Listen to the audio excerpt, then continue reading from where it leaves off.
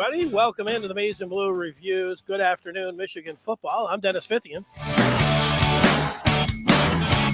And I hope you're having a great second day of November. I certainly am. It's always good to be on here. I like being on here. It makes me feel good. Give me a little energy. And I like talking Michigan football. And that's what we do here. Weekdays, live at 1 o'clock. We talk. Let me back up. We don't just talk Michigan football. During Michigan football season, we do mostly talk Michigan football, but we do more than just talk Michigan football. We also talk Michigan basketball. But we are live here talking about the latest in Michigan sports, and that has to do mostly today with Michigan. And if you're out there and you're watching this show live, you have the ability to participate. And we'd love to hear from the people. I love to hear from the people, what they're thinking about Michigan, where they're sitting with the Wolverines on this Wednesday, how they're thinking about the rest of the season and what Michigan can do. All of that with a chance to put your feedback up. And, we go right to it, put it up on the screen, and then we'll talk about what is on your mind that way. Now, what's on my mind is I'll give you a little outline of what I'm looking to talk about today. And we've got an update on Michigan State. 4 more Spartans suspended. So I'll give you my current feelings on MSU now that there's 8 men out for the green and white. We'll look ahead to the weekend. Wednesday's Watchers, a look ahead on what to watch on Saturday in college football. It's like sitting down to that really nice restaurant and grabbing that menu and taking a look and saying, I like this, I like that, and I'm ordering this, and here's the appetizer, let's go. It's a nice looking menu as we do look forward to Saturday, Michigan with the night game, as you know. But we'll start with the college football standings. Those came out last night, and you have Tennessee, number 1, followed by Ohio State at 2, Georgia at 3. Clemson takes the 4 spot, and 1 out of the money, Michigan at number 5, followed by a 1-loss Alabama team at 6. Now, you saw that. You probably know that by now. But now you have to think, what did you think about it? And you want to be honest about what you thought about it. I mean, if you're fighting mad and you're so ticked off and you want to talk about a media bias and, how could you possibly do that? I feel like there's zero reason to be upset. Now, if you just like being upset and you like calling out the media or this committee because of their biases and how could they honestly, with any objectivity, keep Michigan out of the top 4, that's okay. But, I've stated many times, I'm going to state it again here. This, when you have this many undefeated teams and you still have a lot of games to play, there's really no reason to be upset. But look, I could tell you, for me, there's no reason to be upset.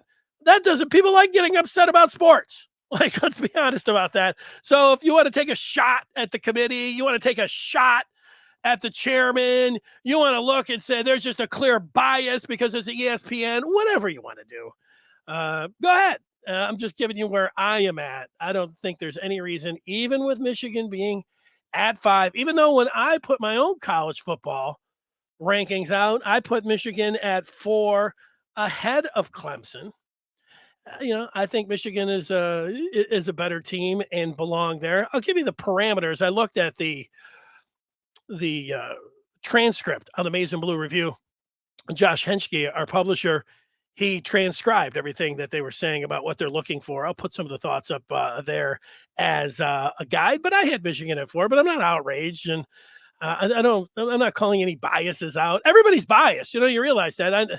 I don't have a doctorate. I'm not a scientist, but I know a few scientists, and you talk with them. Scientists are always trying to, like, these guys sit around and whatever they're working on, they are trying to eliminate any bias that might have when they're going over something. And when it comes to sports, so there's some journalists who really try to do that, But after that, you're talking about fans and fanboys, and you don't have to be objective. Even if they tell you I'm going to be objective, you base your opinion on what you hear and what you like. If they're on your side, and then the thing that's a real kicker to that is most audiences, like we'll just take the Michigan audience, they want you to be biased towards Michigan. They don't really want to give you, they don't really want to hear an objective take. They want to hear you say, those other guys are all biased. Everybody in that committee, where's the Michigan bias? Come on, step up. So, I think you should feel pretty good if you're a Michigan fan, because like TCU, I do feel like that they got left out of the top 6 because of their brand. The TCU brand, TCU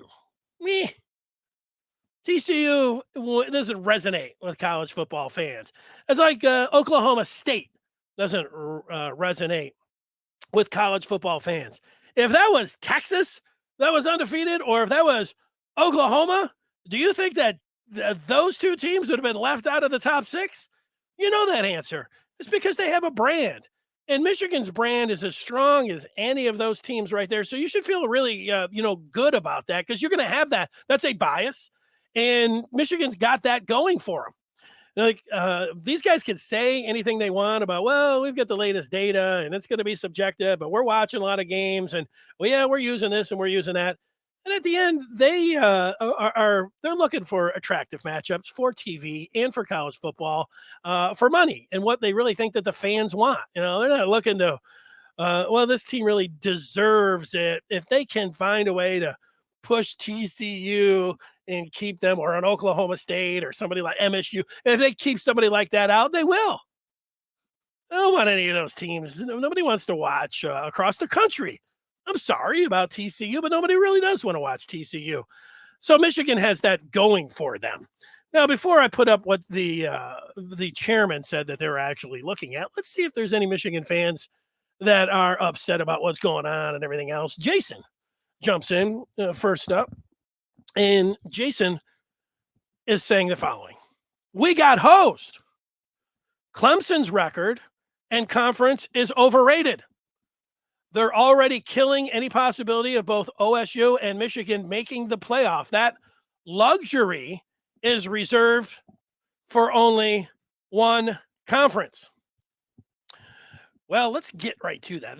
That's a good point, Jason. I kind of feel like that myself. Like when I watch Clemson and their quarterback and the games that they played here, the game that they played against Syracuse, where I don't know how they came back and won that one. And you're thinking, wow, they don't have to play anybody. And Clemson, Dabo Sweeney's team, they don't deserve to be in front of Michigan. Well, the commissioner, Boo Corrigan, who, he's his title is not exactly athletic director of athletics. Maybe it's just semantics there. In the end, for NC State, hey, he's biased towards Clemson because he's in the ACC. So let's call him out right out of the gate. The chairman.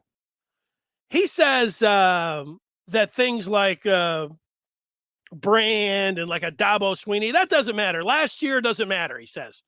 The conference that a team plays in, Jason, he's saying that doesn't matter. If you're from this is what he's saying. Doesn't matter if you're in the SEC or Big Ten or ACC or any of them. It does not matter. That's what he says right here. Because this is what he says that the committee's looking at. They're not looking at last year's record. They're not looking at the conference that they play in. He says we don't look at the polls. Here's the protocol that the college football committee chairman, Boo Corrigan, said that the committee looks at. Our protocol, I'll quote it. Our protocol is we consider a team's record, their strength of schedule, their head-to-head matchups, and the results of 4 common opponents. Those are 4 things that they're looking at. Just a team's record, just the strength of schedule, head-to-head, and the results of common opponents. Now, it's been pointed out that Michigan roughed up Penn State a lot more than Ohio State did, and Ohio State's number 2. And Boo Corrigan said that Ohio State has a powerful offense and a very solid defense. And they had an impressive win last week over Penn State. All right, that's what he's saying. Here's what they looked at. Like, so we could like Michigan, and Michigan did have Penn State at home, and it doesn't say anything about where they're playing the team, whether it's on the road. But like, you could say, well, that was in Happy Valley. You could say, hey, Michigan went down to Iowa and beat them on the road, and Ohio State had the Hawkeyes at home, and an Ohio State fan could look at, yeah, but we beat Iowa by 44 points. I mean, there's all of those kind of things when it comes to the common opponents. Like for Michigan and Ohio State, when it comes to the common opponents, like, I think you do have a little bit of a leg to stand on when it comes down to Ohio State and Michigan. I look at it. I don't know, like the committee, they say that those are the only things that they're looking at, but I looked at Ohio State all off season. It was looked at as Alabama and Ohio State 1-2. And then the biggest game that everybody was talking about all off season, myself included, was the opener, Ohio State at Notre Dame. Now, Notre Dame fell off a cliff, and they don't look like they're much of an opponent, but everybody was like, wow, that was the game of the year. Everybody's pointing to this first game, Ohio State, woo, Ohio State. And so I think Ohio State carries a little bit of that.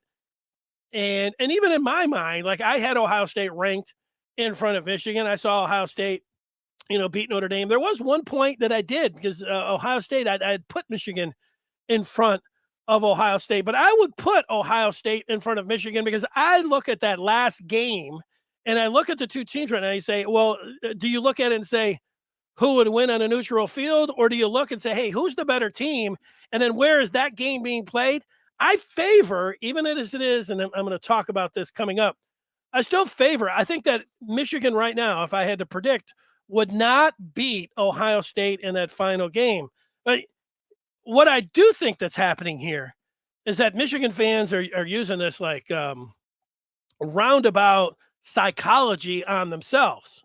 Because what we all know is that Tennessee and Georgia are playing each other this week. And if Michigan beats Rutgers, Michigan is going to move up when they have the next college football rankings into the top 4. Like, then we would have a story if they didn't. Like, if Michigan beats Rutgers and the loser of Tennessee, Georgia doesn't fall below Michigan at number 5, then we're going to have a story. A one-loss team in front of Michigan, that's going to be a story. So what are we getting bent out of shape about? The other thing is that, Michigan, we know they play Ohio State. I like that. If I take a step back, and I am putting a Michigan hat on here, and I would want Ohio State to be in front of Michigan. They're the big bad Buckeyes, and, here they are, number 2. Because if Michigan does lose to Ohio State, if you're saying that Michigan deserves to be better and you think that they are better and you want to put them in front of Ohio State because these rankings are fun and that's the bias that you want, well, then if Michigan loses to a team that's behind them in Ohio State, that's not going to help them much. And again, this is what all Michigan fans are doing. Even if they don't think they're doing it, they're all hedging their bet if Michigan has one loss. And if Michigan has one loss, then there's a good chance that they don't make the college football playoff. That might not be something that you want to hear. That is, I don't want to say it's a fact, but there's because I'm saying that there is a chance. There's a chance that they could. And I could sit around and talk about how that could happen. Like if the winner of Tennessee and Georgia went undefeated, went all the way and beat Alabama. So Alabama would have 2 losses and you get a couple other teams that will have that one loss. Like if Clemson has one loss and Michigan's strength of schedule at the end is in front of them, then, Michigan could go in front of Clemson. I mean, all of those things. But what you're doing, if you're upset and you're calling out any bias towards the committee, is you're hedging your bet because you, and on the chance that Michigan has one loss, you want them to, you want to feel like they're going to have an opportunity to be in that Final Four, and they will. But there's also a chance, whether it's a really good chance, I don't know. I would say there's more of a chance that Michigan gets left out of the Final Four if they have one loss than they would get in. You might want to argue that point with me. But if they're going on, and maybe it'll come down to, hey, how does Tennessee play against Georgia? this week? Is this a 38-37 game? How does it go when it's Michigan, Ohio State? Let's just say, I know it's not fun to hear. Let's just say Michigan loses 35-34 to Ohio State. I mean, as close as possible. That's going to matter, right? Head to head, how close it is. They should get another chance. I mean, those things are going to factor in. I look at it like what if Michigan had one loss? Do you think that Clemson, if they go undefeated, or TCU, if they go undefeated, that means they're going to win their conference championship? Do you think that Michigan, let's just say they lost by 1 point to Ohio State, do you think Michigan should be in front of TCU and Clemson with one loss? That's interesting to me. That's how I'm looking at it. Let's take some more of the feedback.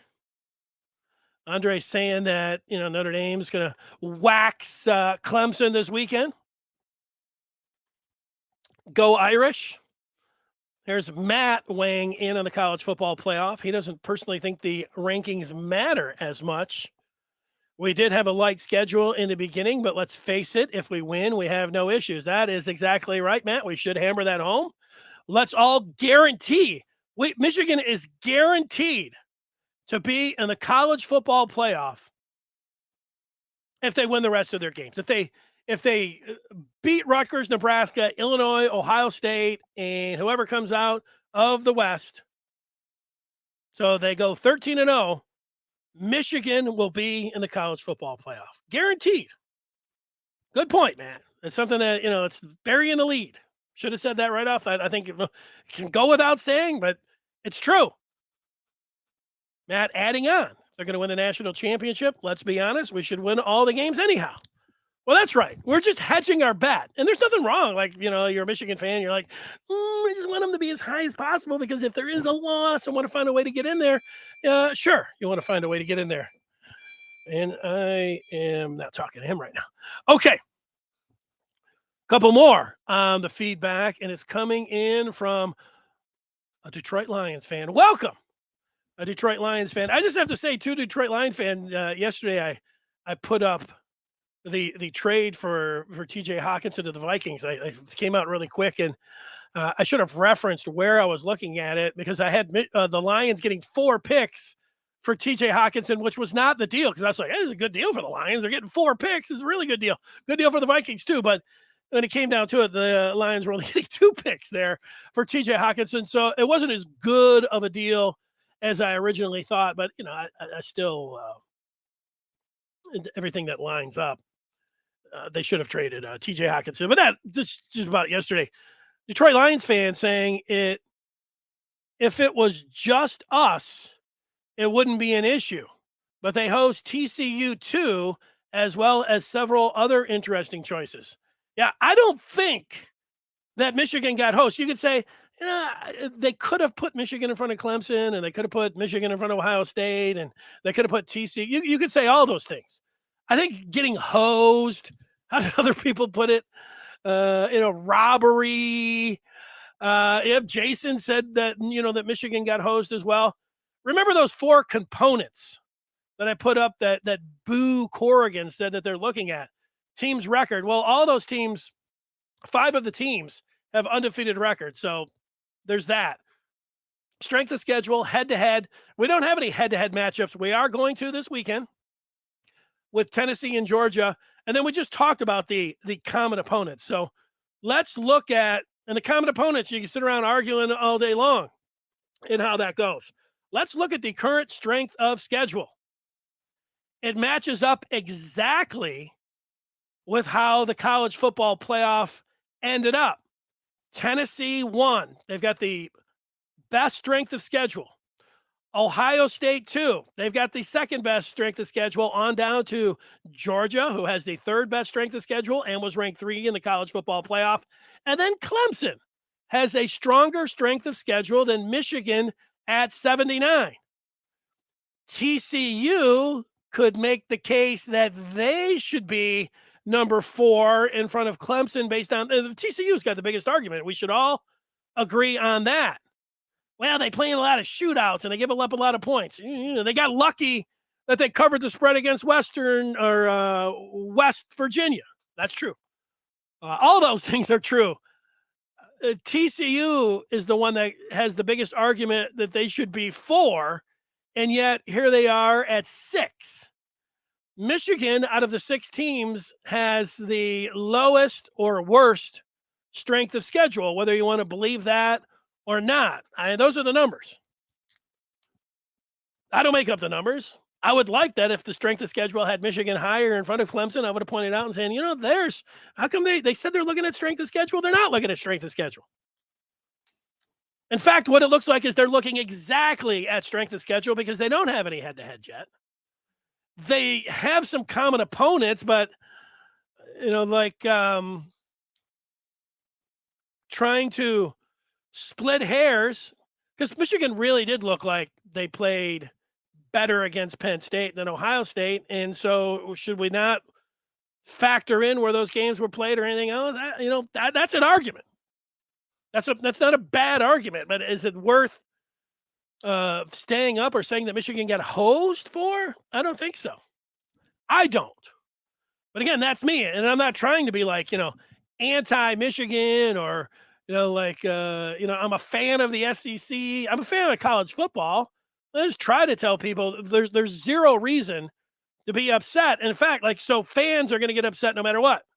But anybody in the media, if you're a Michigan media saying that you're upset about these, come on, try to be a little fair about the situation. Look at what they're saying that they are looking at. That hasn't stopped anyone. And, you can make that argument about Michigan looking better against Penn State than Ohio State. That is a common opponent. I know OSU fans that come back and say, we looked way better against Iowa. I didn't really think so. That score, in the end, that's why I like to go back to Saturday just for a second with Michigan late, looking like maybe they were the double pass and then throwing on third down.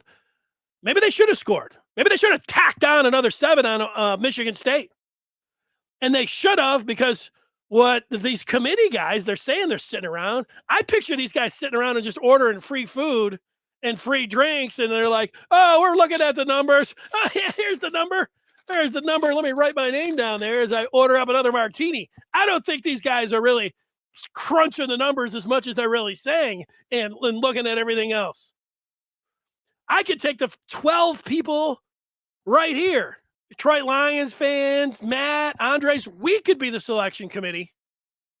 And we could come up with just as good of a 6 saying that we're looking at all these parameters that these guys. I'll be the commissioner. Boo Fithian. Yes, well, we're looking at everything with the common opponents, Reese. TCU, a little shaky, I'd come out there if I was Boo and be a little bit more transparent. Look, guys, this is the first edition. There's a hell of a lot of games to be played. Let's relax a little bit, even if you're TCU. Win all of your games. I mean, complaining about this now, it's made for a show like this. This is made for just cannon fodder. That's what it's made for. And it's serving its purpose. It's given Nicole Auerbach, a nice 2 or 3 day run of some columns that you can write. Pretty easy. I'll go over here and talk about the strength of schedule. I'm doing the same thing. Now, Matt has been watching Michigan for 40 years. This is a special team, and I'm hoping for a special season. Matt, I too have been watching Michigan for 40 plus years. So I'm right there with you. You might be older. I'm 52. I can remember Rob Lytle's the first, I think I watched Michigan. I did watch Michigan before Rob Lytle, but I just knew, you would say to me, who's your favorite Michigan football player? And I'd say Michigan. I didn't know any of the players. I didn't remember Rick Leach, but I remember Rob Lytle's name. And then Anthony Carter, it was over that. Anthony Carter is, still to this day, there's everyone in the world of the sports ever. And then there's Anthony Carter. He's right up at the top, the very top of the mountain. All right, what was I talking? Okay, yeah, so I've been a fan, for a long time, too. Does this team have the markings of a special team? Yes. Could this team beat Ohio State on November 25th? Yes. Can they then go to Indianapolis and beat whoever? It's almost, of course, if they can beat Ohio State, they can beat whoever the West is going to put out there. Yes. Can they get into the college football playoff? Yes. Can they beat Alabama, Clemson, Georgia, if they've already proven that they can beat Ohio State? And the answer to that is yes. Michigan can beat all of the other. That's the most encouraging thing out of anything, Matt. Who cares where Michigan's at right now? If they beat Ohio State, what it tells you is that they can win the whole damn thing. Michigan can win the national championship. Michigan can go undefeated. Every day that's going along. And Michigan's not perfect. We already know. I was talking today to a former Michigan player, former Michigan offensive lineman, who was talking with an NFL scout, and they were on the phone for over an hour, and I talked to him for a couple minutes today, and they were talking offensive line play. I asked a few questions about polling and trap blocking and some stuff like that to get into it, but I was asked, so overall, tell me about the offensive line. And he said that Brian Hayes doesn't get as much, is not getting as much attention and notoriety as he should. Ryan Hayes is great. Trevor Keegan on that offensive line, according to somebody who played the offensive line, according to this NFL scout, Keegan is not getting as much attention as he should. These guys are outstanding offensive linemen. And when it comes to run blocking, these guys are unmatched in the country and what they're able to do coming off the ball with Sherrone Moore and the plays that Jim Harbaugh is putting in there. Then I asked about the passing game, and he said a lot of the talk, and he understands it, is about J.J. McCarthy being able to get the ball down the field and overshooting some of the receivers, some of that stuff that we have talked about ourselves, and the red zone. He said the number one thing, okay, it was a former offensive lineman, pass blocking. They could get a little better in pass pro. That's going to be the next step. And look, that makes sense to me. You give J.J. McCarthy an extra tick, an extra second. I don't know how much more time he needs. Give him a little bit more time, an extra read, a little bit more of a wind-up, another shoulder fake. All right, I was buying it. I was buying what the old offensive lineman was laying down to me about Michigan taking the next step in the passing game. It's going to be pass protection with the offensive line. That's where it needs to go down. So, Matt, I'm with you. Thanks, Andres. A couple more, and then we will move it along. Jason says Clemson beat a Wake Forest team that got smoked by a 3-loss Louisville squad, and a Syracuse team that got beat by a 3-loss Notre Dame. Not sure at all what the committee was thinking. The committee is thinking about strength of schedule, and it's better than Michigan's. Not by a lot. Like, Michigan could be in front of Clemson, and I don't think Clemson fans should be saying boo there. Boo Corrigan, the commissioner. Nobody can say boo. Again, TCU is the one that could be like, look, we got a better strength of schedule than frickin' Georgia. We should be 3. That's what they could say. It's set up for a 3-team SEC playoff. Mark my words. Well, Tennessee, Georgia, and Bama. How can I get 3 of those teams in? So Bama goes to they win the rest of the games because they have 1 loss. If Alabama has 2 losses, they're not going. So we have to have Alabama going all the way to the SEC championship game and winning it. And then Tennessee and Georgia, who are playing this week, need to play a game like Tennessee and Bama did, like a 1 or 2 or 3 point game. And then whoever wins that one, they go and they play Alabama, and that's going to be their one loss. So could you then get Bama and then let's just say it's Tennessee, a 1-loss Tennessee team in there? So then you're going to have a 1-loss Georgia team because they're, and how I'm laying it down, they're going to lose to Tennessee. So 1-loss Georgia or a 1-loss Ohio State or Michigan, or a 1-loss, what about an undefeated TCU or Clemson? Don't get all riled up about the SEC and about all of these biases. And one thing, like, here's the thing, like, you can, Boo Corrigan is not SEC, but because it's on ESPN, they are thinking money. I am with it. They're thinking money. They're thinking ratings, and they're thinking matchups, so they can play a little bit loose on how they pick these teams.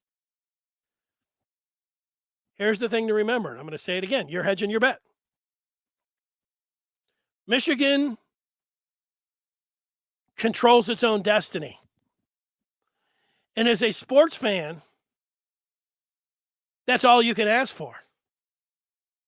Because if they can go out there, despite all of the referees that are on the take and don't want Michigan to win, besides the SEC, who's biased with ESPN, and apparently all the national writers and broadcasters who are against, if not the Big Ten, certainly Michigan, none of that matters. Now, I don't believe almost any of that. Like I said, I think that everyone has a bias. But with Michigan's brand, Michigan will be in the mix. And look, this is going to be negative towards Michigan. If Michigan wasn't worried about getting that extra home game and getting an extra $25 million by playing Hawaii or wherever they replaced UCLA, let's say Michigan would have gone out to the Rose Bowl and beat UCLA. You know where that strength of schedule would be? A lot higher. You know what all Michigan fans would be saying? Look at us. We've got the strength of schedule. We went on the road to beat the Bruins, who are a top 25 team. That's what you would be saying. We all know that.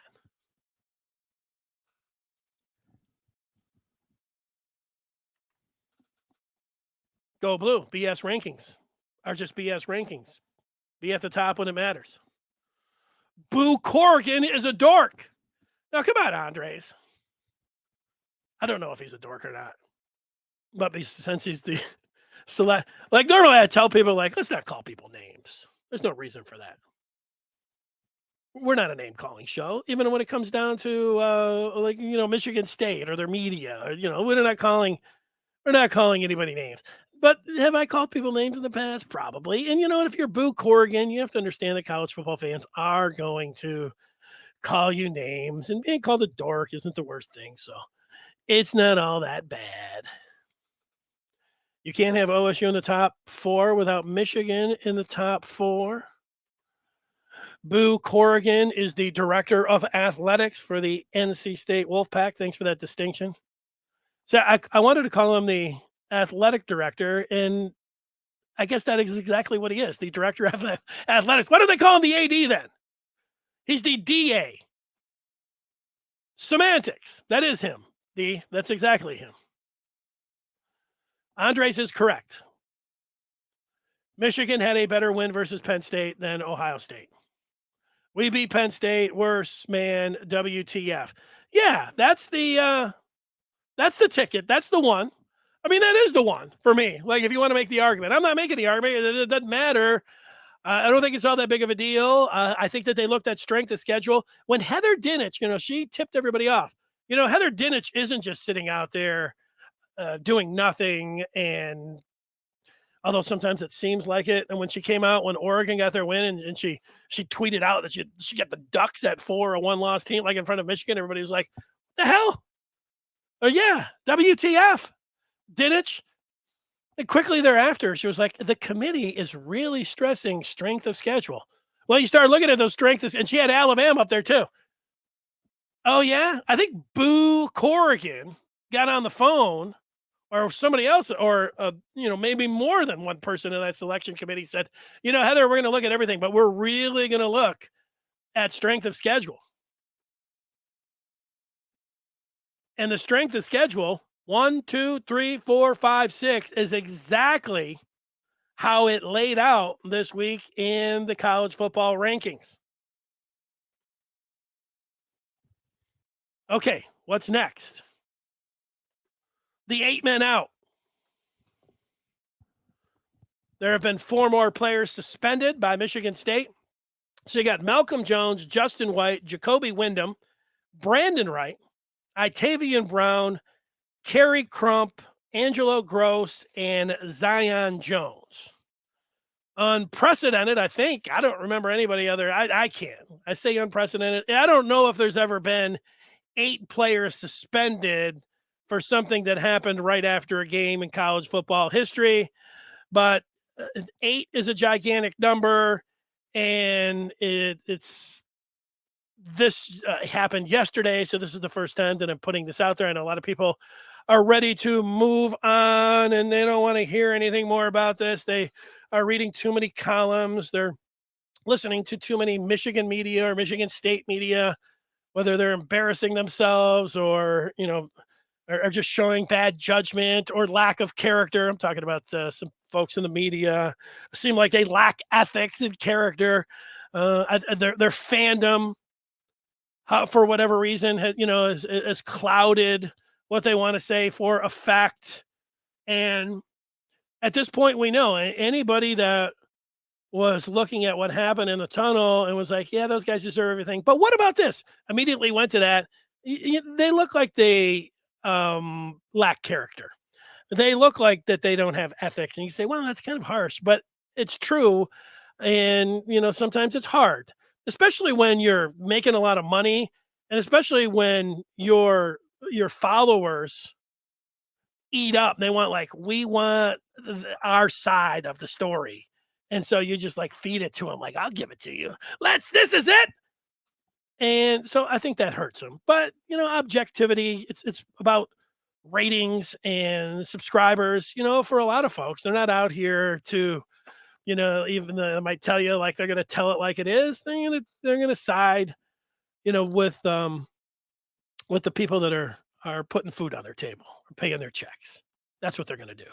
But they do come off and lack a little character. I would explain that further, and that when things are on the field, I get pushing and shoving. I get fighting. I even get when you're out there on the field, throwing a punch. I think in practice, what you saw with Draymond Green when he, punched Jordan Poole, you're going to have those things with athletes. This after the game, when I say the tunnels and extensions, still the uniforms on, however you want to look at that, there is still, I don't like fighting.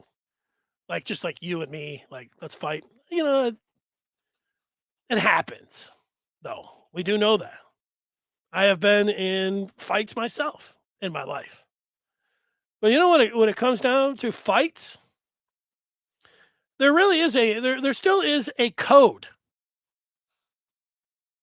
And the code is, if you want to fight, let's fight. And let's you and I fight. Where the code gets broken when it comes down to fighting, and it gets pretty simple. If I was just fighting, let's use something. Let's say Jim Comparoni from the Spartan mag. Let's say he called me up and said he wanted to fight me. It's all right, let's fight, Comp. Not a wise move by Comp, because I'd knock his ass out within a minute. But let's just say me and Comp are fighting. And all right, we're fighting. And somebody comes in and swings a helmet at me from the side, one of Comp's, underlings, or one of the cult subscribers that he has. And then he has an additional 6 or 7 people jumping in on me. I can't fight. I don't know. I can be Comp. No, there's a code. That would be very cheap of Comp to do that. But if he wanted to fight me, just man up, let's go. Let's do it. And, if it's not fair because, he'd had no chance. If he wanted to do something else athletically, he wouldn't score a point on me in basketball. He wouldn't get a yard either way in football. So there's no way anything physically or athletically, he's going to win. That's aside. You don't sucker punch people. And there's a code when it comes down to fighting. And when you have 1, 2, 3, 4, 5, 6, 7, 8 against 1 or 4 against 1, you were like, this happened really fast. And fights, boys are boys, all these kind of things that I've heard. 8 men out for MSU. Kicking, punching, using a helmet. It's deserved, and it's not. And the focus is on those 8 players. It's not about something else. Nothing. The code in fighting is really clear, and it's not about multiple people against one. That's the Fight Club. That's the code in sports. And I think maybe that's where people trip up. Some of the guys in the media and fans. And look, I only played high school sports, but I don't think any of these guys have ever participated in anything where it's competition. There is a code when you're playing on the field and when you're fighting. The little pencil protector out and put it to the side. I'm going to click the keys. All right. I don't know. Maybe I should delete this segment. Okay, we'll keep it. So there's the 8 men out. Let's get to the next thing. And what is that? Oh, it's the Saturday college football menu. I'll talk about that in just a second. I do want to get people up here on the feedback. Jeffrey going back to the rankings, talking about this is the initial rankings. They don't matter. Track the schedules of the teams in front of Michigan. It should work itself out on the field. Good point, Jeffrey. I'm with you. Malachi is talking about our schedule to work out. We had to have Penn State and MSU and OSU all do what they were supposed to do. Yeah. D. Brown not agreeing with something I'm saying. He says, no, it depends on how close the Tennessee-Georgia game is. I still see a scenario where Tennessee and Georgia are still in the top 4, but in a new order. I don't. I'll challenge you on that. The loser of Tennessee-Georgia will no way still be in the top 4. Not if Ohio State and Michigan and Clemson win. They're not putting they're not putting a 1-loss Tennessee or Georgia in the top 4. I'll guarantee you. I'll go against you on that, D. Stephen wanting to know why wouldn't they keep a number 1 Tennessee losing on the road by 1 to Georgia at number 4. At this point, it's possible. We need to win out. Well, so they've had a great loss, is what you're saying here. Tennessee's won because there's undefeated, whether we want to say anything or not with strength of schedule. Let's go back to what Boo Corrigan said that he's looking at. He is considering a team's record. That's the number 1 thing that he said. So if Tennessee loses, even to number 3 Georgia, which I think is how it's going to go, they should not be in front of Ohio State, obviously Georgia, or Michigan, or Clemson. Now, they shouldn't be in front of TCU either. Strength of schedule, common opponents, those things, it's whatever that strength of schedule. Is it going to be overwhelming? Let's look at that strength of schedule for the loser. Tennessee, the best strength of schedule, and it's going to be still pretty good if they lose to Georgia. So what you're saying is that the strength of schedule, what Michigan did this year, or their 3 cupcakes could really hurt them. Not if they win all their games. Because if they come back at the end and they beat Ohio State, there's no way that they're going to have that one-loss Tennessee team in front of them, right? That's right. Jesse thinks Michigan is going to beat OSU because of their O-line and D-line. OSU might have better skill position players, but Michigan is better where it matters the most. Jesse, I'm not arguing with you. I'm not arguing with you like I agree with you.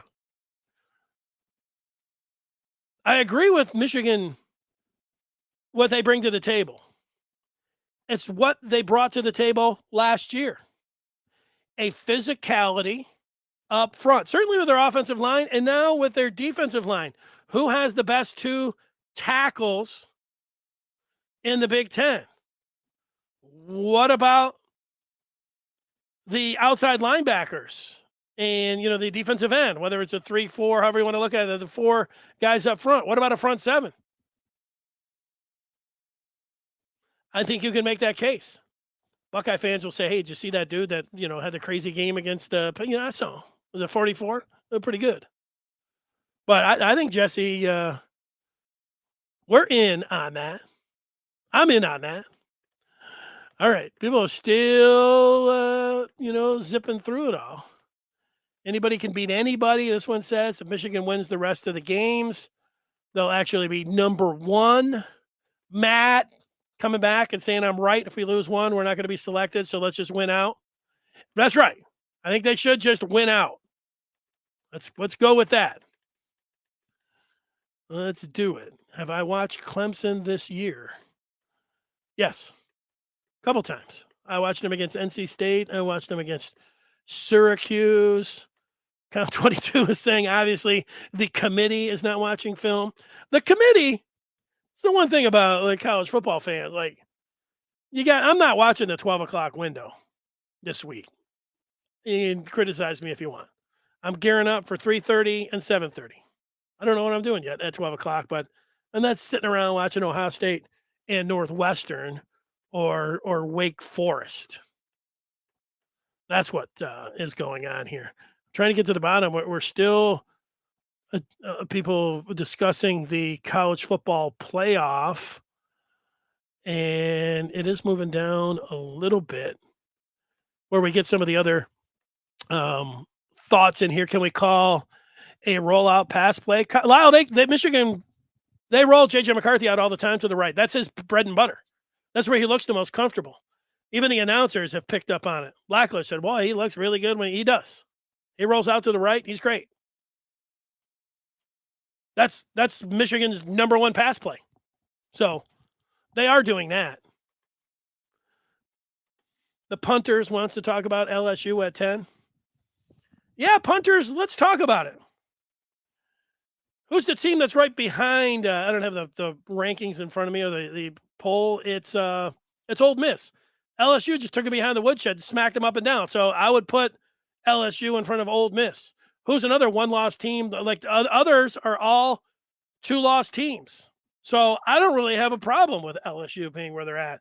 I saw LSU's quarterback, and that guy looks like one of the most dynamic players in all of college football. I don't have an argument with LSU at 10. And you want to put a 1-loss UCLA team because, the LSU lost 2 games? I think UCLA gets penalized, and you can say rightfully so or not. They're drawing 1,000 or 2 fans at the greatest venue in all of college football. It is very easy if you're a voter of any kind to be biased against UCLA because you say nobody cares about UCLA football. They can't get 10% capacity at the frickin' Rose Bowl. Screw them. Why would you want UCLA anywhere near the top 10? They don't deserve it. Very easy team to vote down. Nobody cares. Nobody cares about the Bruins. And LSU just beat Ole Miss. Those are the 1-loss teams. Hell with them. Or 2-loss teams. Forget about it. I think LSU deserves to be there. And plus, they're going to get who are they playing this week? They're going to get there. Oh, they're playing Alabama. They're going to get killed. The SEC bias. I think it's a bias against UCLA. That's where the bias is. And there's a little Big 12 bias, Where's Oklahoma State? People should be biased against Oklahoma State. They just got smeared by 60 points. They should drop like a rock. I would put them behind LSU as well. Sure enough, Tennessee smacked LSU, and LSU lost their opener to Florida State by a point. But I'm not LSU's, I think, SEC bias, Big Ten, whatever you want to say about me. I think it's fine. That particular ranking. All right. Criminal charges. Yeah, Josephine, I'm not saying things like that. I think that goes overboard. Calling the Michigan State. Yeah, maybe I went overboard too. You're right. There's somebody talking a little bit more, jawing and let's go through some of these. Jeffrey, the jawing and pushing on the field is one thing. Off the field, ganging up on one person and using your helmet as a weapon changes the calculus completely. I agree with that statement completely. Mark says the MSU YouTube channels are blaming the tunnel. The kid going to see in there by himself. Look in the mirror. I suppose is too ugly. Yeah, any kind of blaming, like like I said, like in Michigan State fans and Michigan State media, it's kind of the same thing. Like there's some people that are trying to be objective, but anybody that quickly goes to what happened in the tunnel and said, okay, well, they should be suspended. But what about Michigan? And what about, let's go over a list of, a bunch of things we didn't like about Michigan, including like mean tweets from Michigan, like that, they're telling is bad judgment, lack of character. That's what it seems like from these particular people. A lot of them that I know myself. And again, I think it falls into they're serving their subscribers, and they're feeding them what they want. Michigan State fans want to hear about, how Michigan egged all of this on and how Michigan's whiny and how Jim Harbaugh's orchestrated all this and has created this culture and this is why this happened. They're, deflecting blame. And it's hard. One thing that's hard to do, it's always been hard, is to say, I deserve what I've got coming to me. I'm guilty. And you see it with parents all the time. Like, there's their kids, nobody, their kids don't do anything. It's the parent that says, my kid did it. Michigan State took an L on the field. And then they took an L in the tunnel. They took 8 L's. And, people that otherwise you think are decent human beings, they took an L with their coverage. They took an L with their judgment. They've taken an L with their character. They've taken an L with clouded fandom. But, does it calm down? Does it all matter? When you just keep taking these L's, it's, sit behind a microphone or a computer, do whatever you want. Nobody's coming after you physically. Act the fool. Blame the opponent. Okay. All right. Andres doesn't like the narrative that Tucker is somehow responsible for them fighting. Yeah, look, the one thing when you're the head coach, everything, when you're the CEO, this is what happens. Everything that happens with your team is going to come back and reflect on you. Part of that. A part of, the other part, there have been some suspensions. There was initial 4.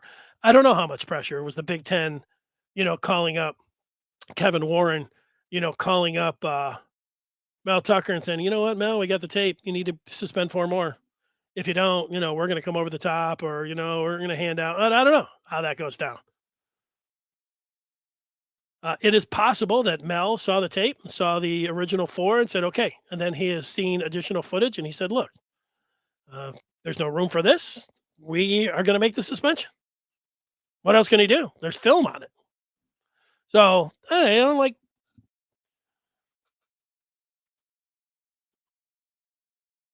coaches ultimately are going to be, going to take some responsibility there. But, I don't think, I don't know how it works. Like, I'm not a lawyer. Maybe some of you are, like, where they say, well, you could fire somebody with cause. Like, if they had a tape of Mel Tucker directing his players, like, hey, if things don't go well, let's just go after him. Like that would be some cause. But there's no reason to believe that. And what we have seen since is that there have been 8 suspensions. And, that's what you do. I know people wanted, swifter justice, but it's happened. Here we are.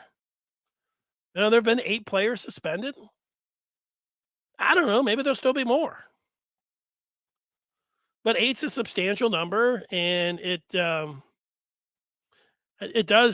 stains, the athletic program and how they move forward. You can, there's an initial blow and stain.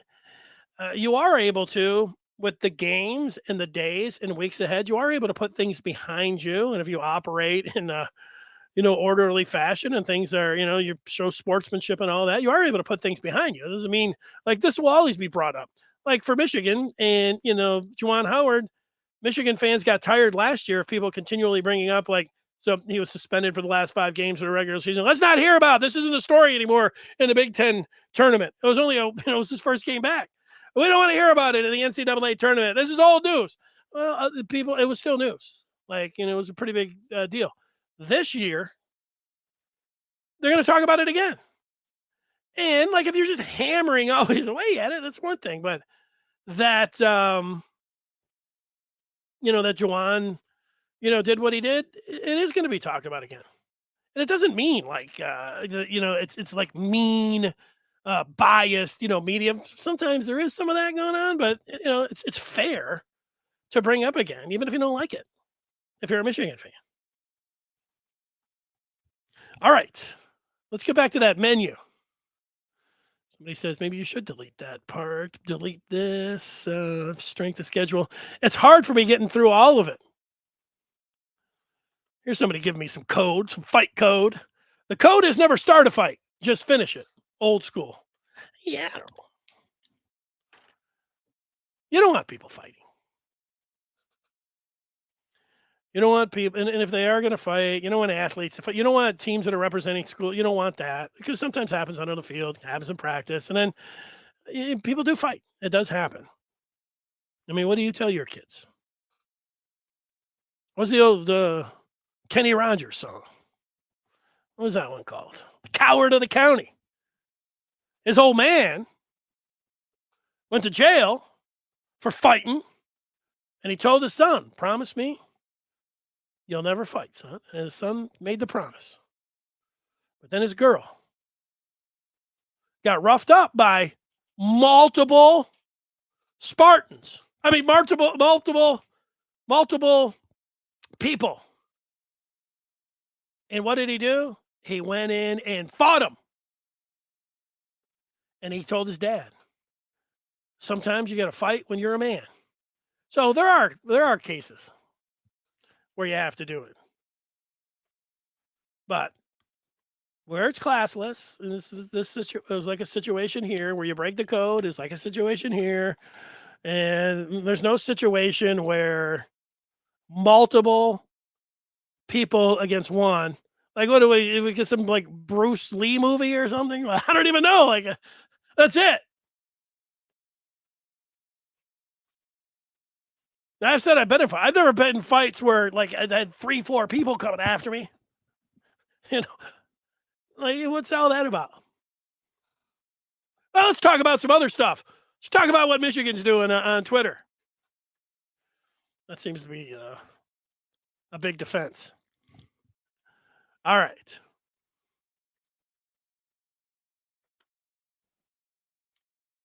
Gatlin boys. That's right, Todd. Those Gatlin boys. Seems like they're a little similar to the old. Is that an out there correlation that they're like the Michigan State media? I don't know. That's going in. That's a stretch, and let's not do that. Where's the last one? It's from the Immaculate Deflection. He's throwing this idea out here that Michigan is built for any weather, Ohio State not so much, and being underestimated is a BNKD, in my opinion. Being underestimated, I'm going to say whatever BNKD means is good. Being underestimated is good, in my opinion. Yeah. Well, I think that is something to hang your hat on. Not just, throwing it out there if you're a Michigan fan. I went to the golf course last year on November the 27th, Michigan and Ohio State. Number 5 versus number 2. And I wasn't going into the game, but I was there for some pregame festivities. I started making my way home, and about 5 minutes before, it really started snowing. And then it really started coming down. And as we all know, it was like, everybody loved it. It makes for great snow falling in a rivalry, Michigan State. It makes for great theater. I always remember Lloyd Carr talking about, going down to Columbus, and he'd say, "Oh, the truth is, you get off the bus, and it's always cold, and it's gray in the skies, and you get a sea of scarlet and gray." And then I remember my first trip down there, I was like, "Whoa, Carr's right. Cold, gray skies, and scarlet and gray everywhere." But yeah, when you have an offensive line and you are a running team, which is different than most all of college football, and something that Ohio State tried to do against Penn State. If you watch that game, there was about 2 quarters where they were like, "No, we're not high flying. Let's throw it all around, Stroud, and we're finesse. We're going to try to be tough, and we're going to try to run the ball." And they didn't have success. They kept trying. They thought they were going to. I think that they think that they better toughen up a little bit, and they're doing it in some of those games. It almost cost them against Penn State. They could have lost that game with their little strategy about we got to toughen up. But they are correct. They better toughen up. And you are correct that Michigan is made for, I would say it's an advantage. The colder, the windier, the snowier, it's advantage Michigan because they can run the ball. That's true. Michigan's got that going for them. All right. Happy everybody joined us today. We'll be back tomorrow at 12 o'clock. Don't forget, some good things going on at the Maize and Blue Review right now where you can sign up and get involved with, you want to know everything about recruiting, what's going on with basketball, all that. They get great deals going on. It's a 1-year anniversary here on the Maize and Blue Review. We got all the podcasts. Thanks for subscribing. If you rate, I like you doing that on the podcast. If you comment, I'd like more comments. I'd like more ratings and more comments. If I can get more of those, I can keep coming back here every day at 1 o'clock. So if you're somebody that listens to those podcasts and you have never left a rating or a comment, and you want me to keep doing this every day, looking towards 23, do it. Doesn't cost any money. It does. It takes you about 5 minutes to do it, but it's really appreciated. And look, your comments are, you don't have to be all like, awesome, great. You could be like, yeah, you kind of lost it. Calling out people, challenging people to a fight. Other than that, so I'm going to down, whatever your comment is. I like 5 stars. Who doesn't? We all like 5 stars. We like 5 stars in recruiting, and we like a 5-star meal, like 5-star service. I found everybody today that got in to be a 5-star viewer. Take care. We'll talk with you tomorrow.